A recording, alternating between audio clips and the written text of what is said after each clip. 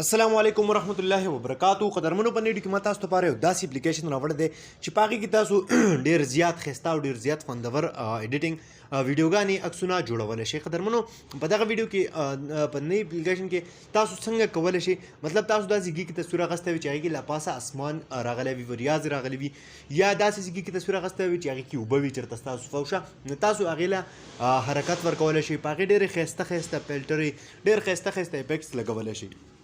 نو قدرمنو دغه طریقه درته راښایم نننۍ ویډیو کې. ویډیو را سره تر پایه وګورئ، ویډیو سکپ کوئ. ما خو دې نه مخکې وړوکی شان راز دی که تر اوسه پورې تاسو موږ پښتو ټیکنیکل پښتو یوټیوب چینل نه سبسکرایب کړی، دا سبسکرایب کې خوا کې د غنټۍ نشان هم کلیک کړئ چې زموږ ویډیو تاسو ته په وخت باندې درځي. نو دې لپاره به ملګرو تاسو ته دغه اپلیکیشن ضرورت وي. دغه اپلیکیشن تاسو کمنټس نه یا ډسکرپشن نه خپل موبایل ته را ډاونلوډ کړئ.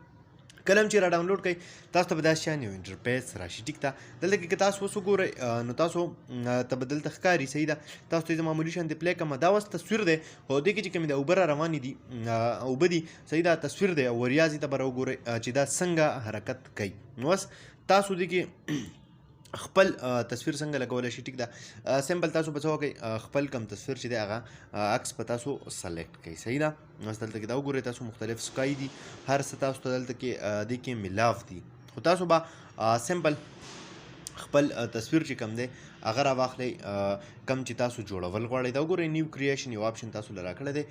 تاسو ته ما اول ډیمو وښیله چې تاسو په کومه طریقې سره دغه عکسونه هر څه چې دي هغه ایډیټ کولی شئ. دا وګورئ اوس دلته کې داسې یو تصویر راواخلئ چې کم کې تاسو ته ښکاري چې هغې کې اسمان راغلی وي یا په هغې کې وریاضې وي یا اوبه پکې راغلي وي. نو داسې چې کم هم ستاسو تصویر وي نو سمپل تاسو به هغه تصویر خپل سلیکټ کړئ. مثال په طور دا اوس سما یو تصویر دی، په دې کې اوبه چې کومې دي هغه راغلي دي. دلته کې تاسو اوس وګورئ افیکټ یو آپشن دی، په دې کې مختلف افیکټس چې دي هغه تاسو د دې ځای نه لګولی شئ. دغه شانتې تاسو راشئ سکای ته وګورئ.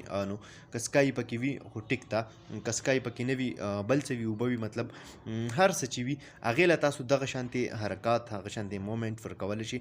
دغه شانتې ورلی لپاره تاسو وګورئ که باران وغیره غواړئ، تاسو وایئ چې داسې ویډیو جوړه شي، مطلب چې باران شان پکې وریږي، یا دغه شانتې فلټر پې لګول غواړئ. مختلف فلټرې پکې هم دي، ډېرې زیاتې ښایسته ښایسته او ډېرې زیاتې خوندورې فلټرې هم دي. دې ځای نه تاسو د دې ایډجسټمنټ هم کولی شئ، برایټنس پې سیوا کول غواړئ یا بل څه کول غواړئ، ټول تاسو د دې ځای نه کولی شئ. دا وګورئ دلته کې ایلیمنټ کې تاسو پې مختلف سټیجز، مختلف نښې پې لګولی شئ. دا وګورئ مختلف سټیکرې چې دي هغه پې هم تاسو لګولی شئ. نو قدرمن دا یو ډېر ښکلی اپلیکیشن دی، امید لرم چې خوښ شوی به مي. که خوښ شوی وي لایک یې کړئ، چینل سبسکرایبول مه هېروئ، ملګرو سره یې شیر کړئ. تر بلې ویډیو د خپل ځان ډېر زیات خیال ساتئ. د خدای په امان.